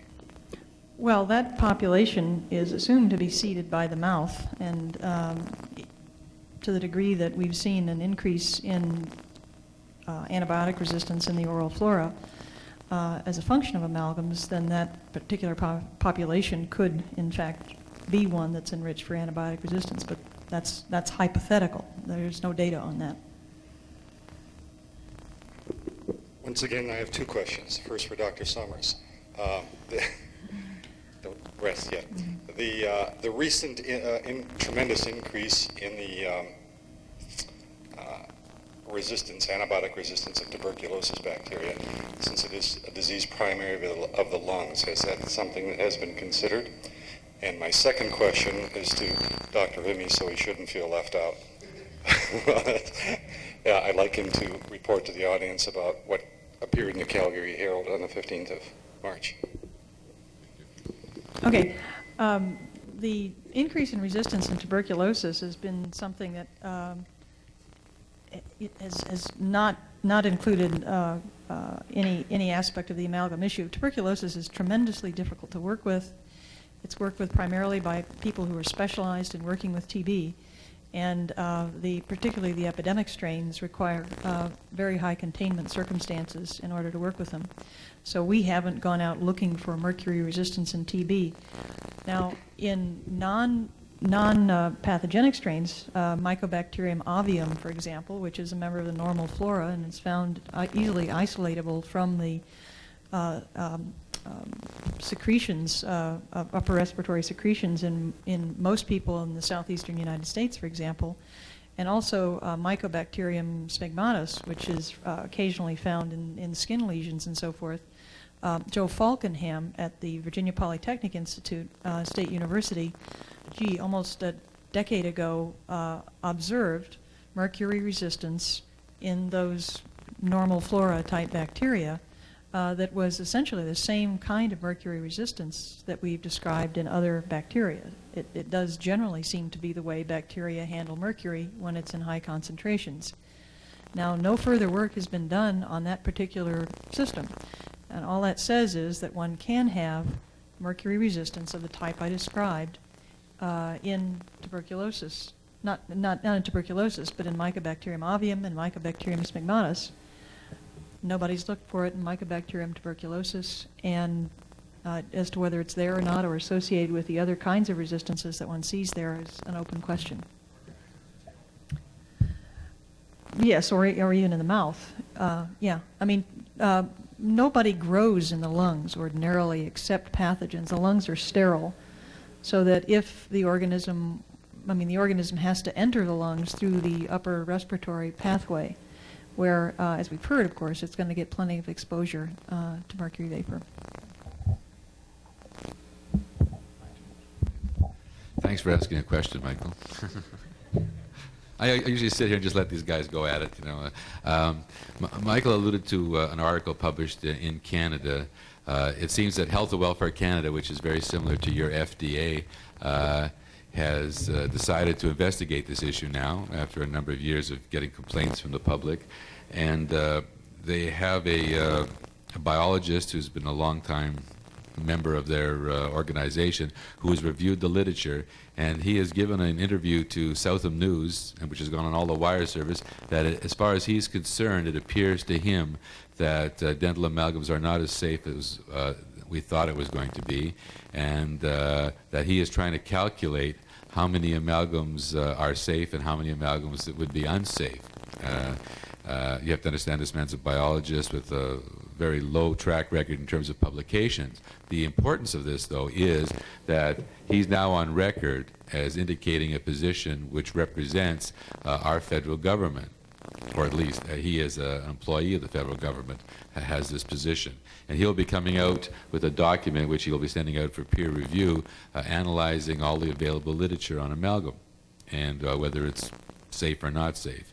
The problem here, of course, is that I think it's doomed to fail in the sense that it's a one-man committee. So either side can point, if they don't like his opinion, can point to the fact, well, it's just the opinion of one man. But it's for the first time in Canada that the government has actively taken an interest in this. So we may be at a situation where something will be done. Interestingly enough, the Canadian Dental Association came out and said, okay, we can agree with that. Maybe we should limit the number of amalgams we place. Was any number specified? No, somewhere between 3 and 4. What's that? Yeah, a quota system. And of course what he's doing is a very technical thing. He's going to the literature and trying to find some occupational study that has vapor levels similar to what we're measuring in mouths, and then he's going to plug it into this fancy equation that they use in Health and Welfare Canada and churn out an answer, you know, because he has a correlation between vapor readings and number of fillings. But he didn't seem to understand the point that someone could have 4 amalgams, but if they chew vigorously on them, they'll get more mercury than someone who's got 20 amalgams. It's not that simple a situation. So we told him either you got to stop using it or you continue using it, one or the other. But he sort of thinks he can come up with some kind of compromise, which I think is doomed to fail. But at least he has come out in private to me and said that he believes 50% of the Canadian population is at risk because of the mercury exposure from the amalgams. He didn't say what kind of risk, but they're at risk. With all due respect to the utility of the mouth vapor measurements, I think they vastly underestimate the amount of mercury that's going through the system. For many years, those vapor measurements did correspond to what was seen in urine, and people kind of were relaxed about the whole thing because they said, well, what we can measure in the mouth, yes, it's coming out, but look, it's all coming out in the urine. You know, 10 micrograms in the mouth vapor inhaled and 10 micrograms come out in urine, so there's nothing left in there. But what that underestimated was all the stuff that we now know is getting stuck in the organs, and the even larger amount that seems to be coming out in the feces. So that if any of these things are based solely on the issue of the vapor that is measurable in the mouth, which I admit is a diagnostic that has certain utility, then it's going to vastly underestimate the amount of mercury to which the individuals are exposed.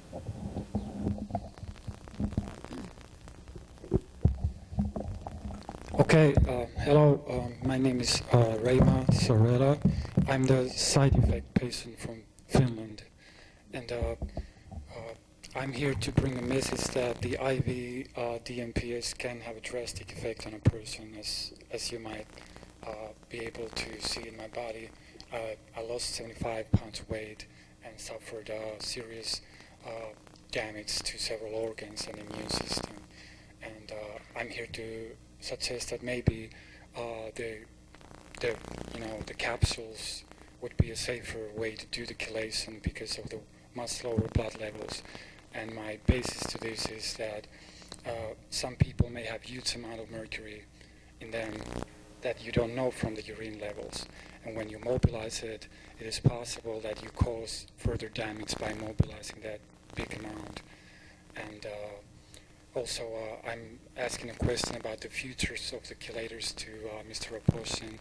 Is there any new chelators under development that might be even better or safer than what we have already now? First of all, as you told me earlier, and I want to emphasize it, the IV preparation that was given to you was a Russian unithiol preparation, not the Western produced. It's very important to make that distinction. Not that I'm in favor of any IV DMPS.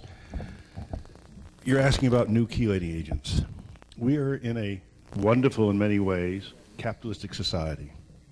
To get a drug like DMPS through the FDA from the time it was first discovered, if that had been the case for DMPS, to the time it's approved and ready to be sold with using a doctor's prescription, the estimated cost at the present time is $14 million. All right? So I know of only one person, two people in academia, whose research deals with the synthesis of new chelating agents. One of these is Mark Jones at Vanderbilt, and I swear no matter what he comes up with, and he's good, I doubt very much those agents will ever reach the market.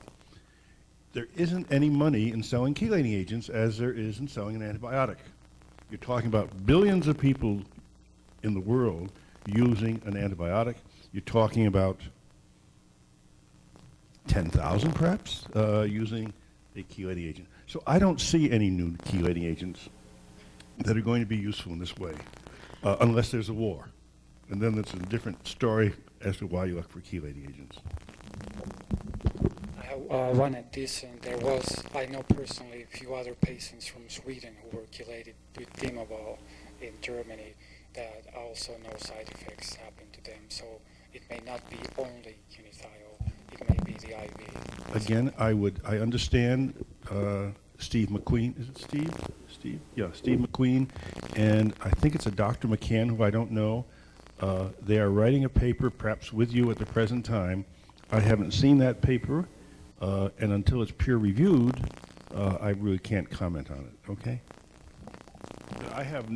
I'm really up to date on almost all the DMPS literature. I don't know of any kind of reaction to the Dimavol made in Germany, even when given IV, as you've talked about, okay? I know it's occurred 3 times in Helsinki.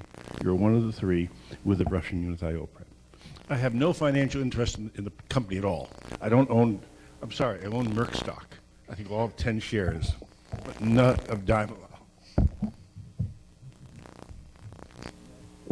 I have 2 questions, one for Dr. Vimy and one for Dr. Summers. First, Dr. Vimy, want to say I thought your presentation was magnificent, and I commend you and thank you for the information. I have this hypothesis based strictly on clinical impression, no science, and that is that mercury causes the kidneys to waste magnesium. I have measured intracellular magnesium in many of my patients, and it seems that the ones with the most profoundly low values of intracellular magnesium are those that are showing the most signs of mercury toxicity or have the most number of amalgams in their mouth. Is there any science that has looked at magnesium levels, or particularly the wasting of magnesium by the kidneys with mercury toxicity? That's a good question. I'm not aware of any. That doesn't mean there isn't. Urine magnesium? Magnesium? Do you look at urine magnesium? Intracellular magnesium. But if you offer the hypothesis that the kidneys are wasting magnesium, that implies that you're losing magnesium in urine. Did that correlate? I haven't looked at that. No, I'm not aware of any exact studies that come to mind, but I mean the general effect of mercury on the kidneys is well known in terms of a lot of things. The low-level mercury that we showed in our sheep altered sodium reabsorption. There's probably an alteration in glomerular filtration. The fact that magnesium and mercury are probably antagonistic or competitive rather to each other, for enzyme sites, might leave some of the magnesium left over to be excreted. So it's quite possible that you would have this excess magnesium, which could be excreted. But I'm not aware of any studies, nor have we looked at it. That's a possibility. Boyd, are you aware of anything?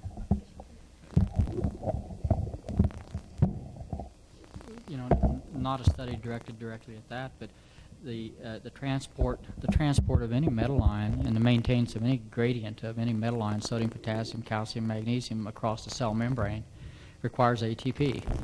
And one of the main sites of mercury interactions in the mitochondria, which produces ATP. And if you inhibit those enzymes or you inhibit the transport ATPases, you certainly would lose not only magnesium but other metal ions across the membrane. I mean, that would not surprise anybody. Dr. Summers, in environmental medicine or in looking at patients with chronic diseases, and we see many of these patients present with a lot of complaints that are somewhat attributable to chronic mucocutaneous candidiasis. And there's the impression that in these patients with immune suppression that you can never clear up this candidiasis unless you bring up the immune system. And the ones that have mercury, the real impression is that you can never clear it up until you get rid of all the mercury. In your studies, have you shown any, have you looked at candidiasis at all? And No, we haven't looked at Candida at all, though I am aware of anecdotal type observations along those lines in connection with amalgam load. They're only anecdotal. I will say one of the things that's very important about my perspective on this as a microbiologist, though not an immunologist, those two disciplines used to be linked, but now they're completely separate, really. Nonetheless, I want to make the point that we are only beginning to understand something that's called mucosal immunity, and that is the part of the immune system which is mounted in the GI tract, in the oral pharyngeal regions and the rest of the GI tract. And it's now clear that something like 80% of the body's immune capacity is mounted in the oral and gastric epithelia, the oral, gastric, and intestinal epithelia. In other words, the major engines of immune response are actually in the surfaces of the gastrointestinal tract, which, as we all know and have seen amply, is ground zero for exposure to mercury coming out of fillings. And the degree to which anybody understands what that impact might be is pretty much nil right now. So that a fair amount of candidiasis and other kind of fungal infections of the GI system and other organs, including the genitalia, might arise from the response of the immune system mounted in the GI tract, but we don't really know anything about that right now.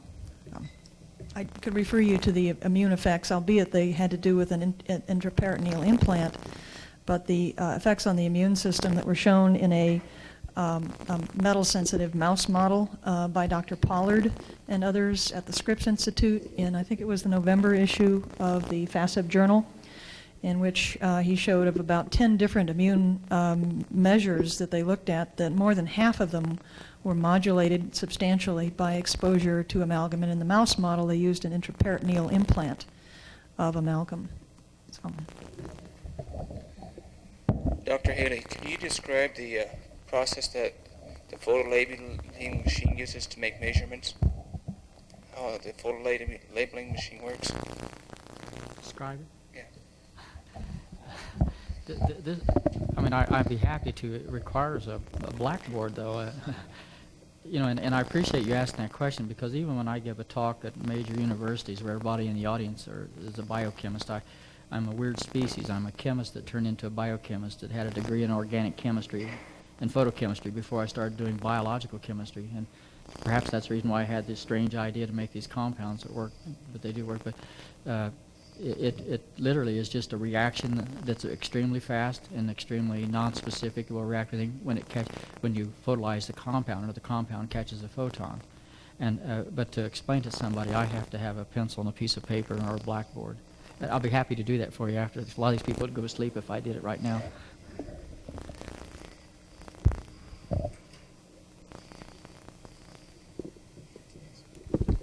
Dr. Summers, this question has to do with a particular colorectal surgeon in Seattle, Washington, whom, after 28 years, has made the connection that patients that he has seen with severe ulcerative colitis have also a large amount of amalgams. And he thought he discovered the wheel until all of a sudden I showed him some books on mercury toxicity, and he wondered where he had been the last 28 years. He does not know why this has happened.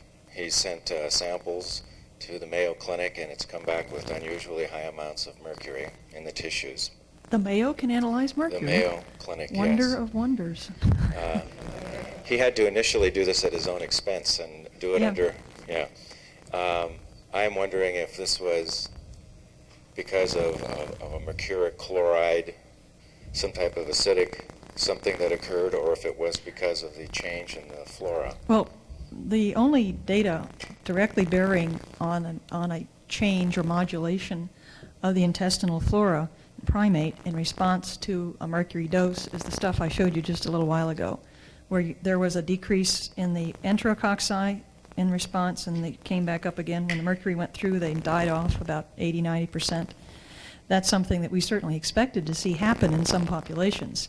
That's just an indicator population. It's not the major or dominant population of the intestinal contents. But I think that the traditional wisdom for ulcerative colitis has been that it's a sequel of antibiotic treatment, which we also know disturbs the normal distribution of the gut flora. And it's the sort of chemotherapeutic variant of the biblical business about chasing out the devil with a broom, and then 7 devils worse than the first come in. That's what happens if you chase out a pathogen with an antibiotic out of this very complex niche. Who knows what might take up there later? I mean, I think it is a gap in allopathic medicine that antibiotics will work for us, but you know, you're left on your own as to what colonizes afterwards. And it's very likely that the mercury dosage, at least the acute mercury dosage, I don't know about chronic mercury dosage, but we looked at an acute mercury dosage, will perturb the flora. And when you perturb the flora, the normal guys, you could end up with anything, you know, bad guys later on. Your ability to reestablish the good guys does depend to some degree on your own immune patency. And if, as I suggested earlier, because of the possible intoxication of your immune system in the mucosal immunity, you're compromised in reestablishing your immune sufficiency in that niche, then you might, in fact, end up with something that really amounted to not being able to get rid of the bad guys. Nobody knows if that's true. Everything I've said is entirely speculative. The only data bearing on this in a controlled experiment is the stuff I showed you earlier. But those data do sound very interesting, and I hope he has a chance to pursue them in a quantitative fashion. His reconstructive surgery, generally 6 months after the removal, is less significant, he reports.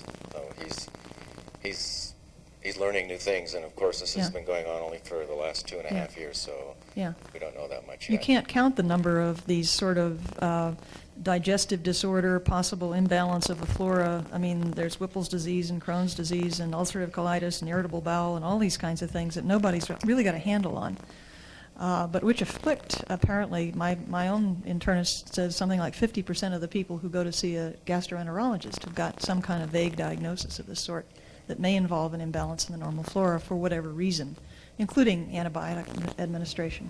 Thank you. Dr. Haley, you had said that DMSA will reverse the effect of mercury on tubulin and will also possibly decrease the severity of Alzheimer's disease. So I'm confused now because I'm hearing that it will cross the blood-brain barrier, and then I'm hearing it won't. Maybe I'm not understanding. What I said in the test tube. that if we bring I wasn't homology- understanding. But there's one point I want to make, that is there are people who, since I've been on that British Broadcasting Corporation tape, I get a lot of strange phone calls. And some people have told me about their parents or grandparents that have died, and they take a biopsy, and they insist that a biopsy of the brain material be sent to the Mayo Clinic, which does do a measurement of mercury. And they even send them to me. I don't know what they expect me to do with them, but I get these. And some of these people are 55 times normal. And so, I mean, this is something that maybe the Academy would want to take and organize, or somebody should organize, and that's that, with all the people that you see that are suffering from, quote, a diagnosis of Alzheimer's disease, that you have their family decide to send a sample to the Mayo Clinic, to a very reliable, high prestigious place, and then have them send the results to you, to a certain person. Somebody, centrally located's got to do that.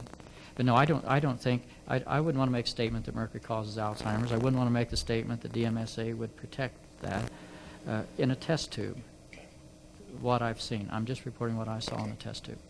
And I have just one last question, if I'm permitted. My understanding is that ascorbic acid is an electron donor. I don't know to whom to ask this question. And what it does is mobilize mercury. Correct me, somebody, if I'm wrong. Okay, great. So that's part A of the question. Part B, because I need to understand that the complex, the chelated complex of DMSA and mercury, what does this do, if anything, to the kidney? Is it better not to sweat it out so that we don't have to go through organs? Let me go back to part A just Okay. quickly. Part A? Oh, sorry. Question A. The thing I was shaking my head about is the mobilization issue. And it is true that ascorbate will reduce mercury 2+ to mercury 0. Okay, that can be done in a test tube. But when you use the word mobilization, what you're usually implying, and I assume that what you're implying, is that it moves formal 2+ charged oxidation state mercury off of some cellular ligand and moves it from one place to another. You may mean that it converts to Hg0, I don't know. But there isn't any evidence bearing on that as far as I know. If you just take ascorbic acid and mercury 2+ and put them in a test tube together over time, depending on how much ascorbate you have, you can volatilize the mercury as mercury 0. But doing that in a tissue and or cellular context where the mercury is bound to glutathione or to protein thiols, to my knowledge, that hasn't been done. So I want to separate the mobilization issue from the reduction issue, chemical reduction issue. Yeah, me first. Just a second. Yeah, vitamin C is an antioxidant. All right, mercury produces free radicals. So by taking the vitamin C, what you're doing is you're ameliorating the effects of the mercury to some extent. And so all this business about IV vitamin C mobilizing mercury, I don't believe there's any scientific basis to it, and no one is. I've searched the literature and I could not find anything to support that. However, high levels of vitamin C would be useful as an antioxidant to ameliorate the side effects of what the mercury did. So all heavy metals act that way to produce free radicals. Not essentially, but close to it. The thing you have to worry about is that, do all of you know about the Fenton reaction where you generate hydroxy radicals with iron and ascorbic acid?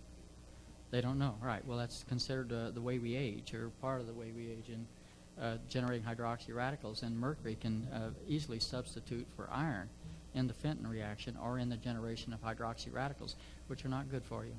So while you may take vitamin C and you may mobilize mercury, now I don't know.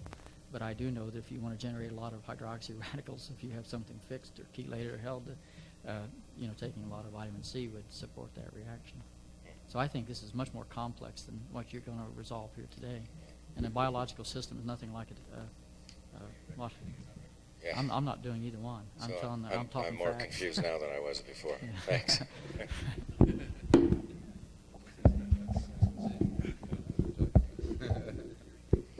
Murray, this may be your question or anybody else's that wants to jump in. There are a number of electrostatic, electronegatives negative ions, ozone generating machines, whatever, supposedly cleaning air and possibly metal fragments and stuff like that. Would you have any comment on that? You're talking about for in-office use? Yeah. Yeah, there's a lot of those devices available to clean the office air, and there's probably a good policy if you're in a building that's sealed and you haven't got a window that you can open. Every time you drill an amalgam, you're going to create vapor. Some dentists, I'm not one of them, but I think it's probably a good idea, use special vacuums and suctions that they put right in front of the patient so that they can suck away the vapor and the particles. Is that the kind of thing you're talking I'm thinking more of the electrostatic kinds of thing, electronegative, or what would be the effect of ozone? You have a O3, and one of them's going to get out of there quick. Would it catch mercury, and what would it do to it, or negative ions, or well, some of those electrostatic and negative ion generators that you see, you end up with black walls. I've heard reports from dentists who have these devices hanging over their ceilings, those bars and stuff, and it's all very nice, but the walls are black with the mercury. So we have to find a better way to get rid of it. I think some of these filtering systems that suck the air in, place it through either a activated charcoal filter or a selenium type filter and put the good air out on the other end are probably useful in dental offices. I'm in a building that's 3 million square feet, so I'm just got a little tiny corner of this building, and the efficiency of the system for moving air around is so good that as fast as I drill the damn fillings out, it's gone. Now, I don't know where it's gone. It's obviously going to someone else's office, all right? The other end of the building, and I do worry about it. Yeah, taxidermist. I get his area formaldehyde, right? But this is what happens. So definitely, if you're in your own building, you have to have some fans and exhausting to move the material out. But I would stay away from the electrostatic devices because all it does is it precipitates the stuff out on the walls, and then you got a new problem. And that's how do you get rid of your walls? Ozone is not nice stuff. I mean, ozone is toxic on its own. It's one of the most potently reactive forms of oxygen and can spin off, depending upon what you react it with, all kinds of free radicals.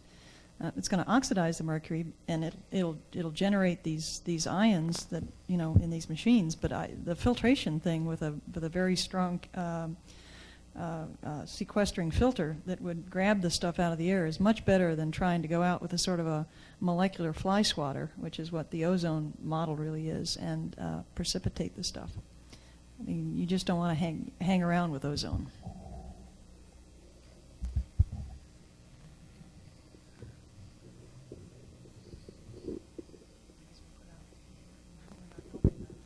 To Dr. Summers, please.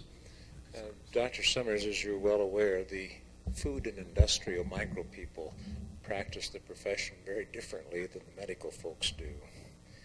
Cultures are frequently done for months, and long-term latencies and redundancies are checked. I'm rather curious to know if, as you have done these inductions of mercury resistance, if on long-term culture anyone has followed the so-called die-offs to know what they're doing 3, 6, or 9 months down the road, if they're truly inactivated, or if we've simply gone into cell wall divergency and latency. Would also be very curious to know... Okay, well, go ahead. Are you talking about the population that we observed coming out of the monkeys? In other words, the plate counts, the die-offs and the plate counts? Where we have lost sight, we no longer can detect, culture, or find a certain species, or we no longer have the non-resistant strains. Is anyone following those cultures long-term? Well, I don't know where you are going, but what we have looked at in my laboratory is simply plate counts in feces coming out of the monkeys. And what I showed you was that we had fewer recoverable enterococci immediately after the mercury bolus went through. In other words, we didn't grow bugs. The simple interpretation of that is that the bugs had been killed by the bolus of mercury going through. Long-term culturing, though, to be sure that in fact you have, quote, killed them as opposed to simply attenuated, have not been done then. Well, yeah, I think, again, that's a sort of a food microbiology type thing from the intestinal flora. If they don't come up under 48 hours of incubation, the definition, operational definition of them is that they are not there. And all of microbiology, as all of science, works with operational definitions. Now, as to the mercury resistance that comes through, that is a genetically inheritable character, and any time you subculture those guys on mercury or not, that you can always recover the mercury resistance. So that's an inheritable characteristic. From time in working with irradiated specimens back in military labs, we often found that some of those characteristics do in fact revert. And many of those cultures, it will take, in fact, 6 months for damage to be repaired sufficient for them to grow out. And that's why I asked the question. In our own laboratories, we are following these organisms under heavy metal influence, and we notice that they become extremely gram variable and extremely pleomorphic. And we were wondering if any of those strains have been followed for redundancy or latency. No.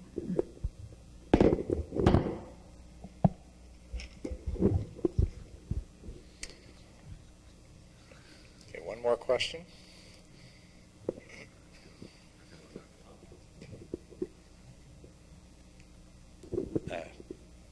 I'm a forensic pathologist interested in alternative medicine, but I have a little perspective.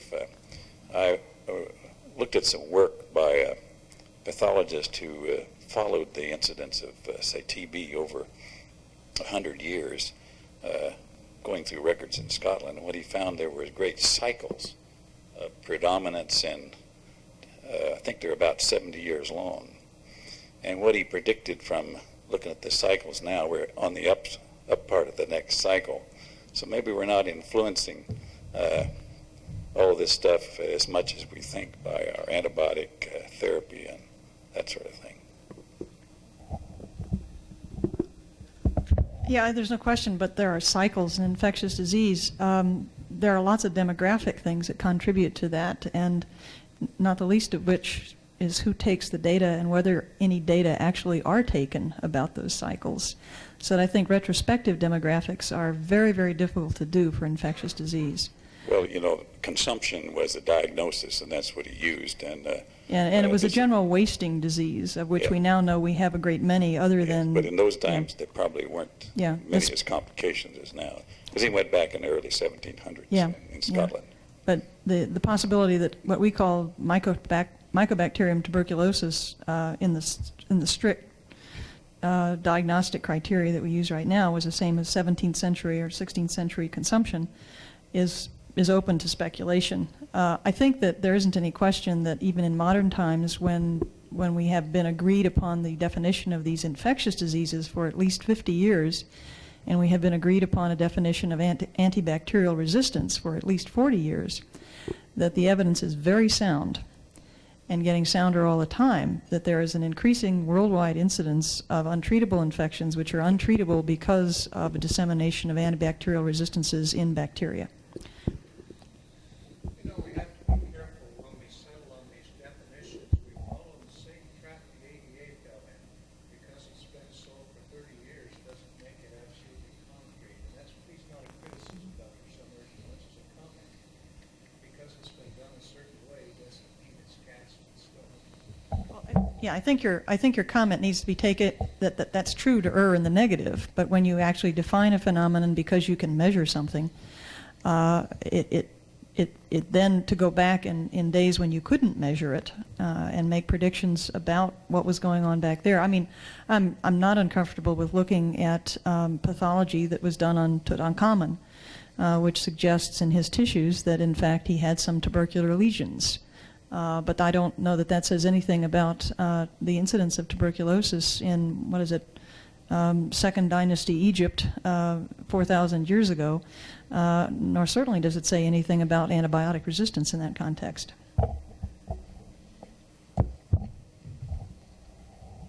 Since no one else is saying anything now, I would like to change the subject just for a moment and tell you about and relate a story that C.P. Snow used to tell.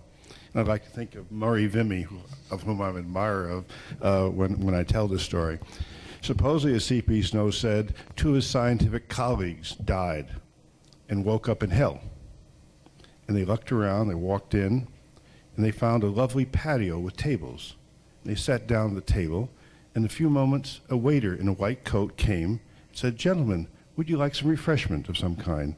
And each scientist looked at the other, wondering where they were.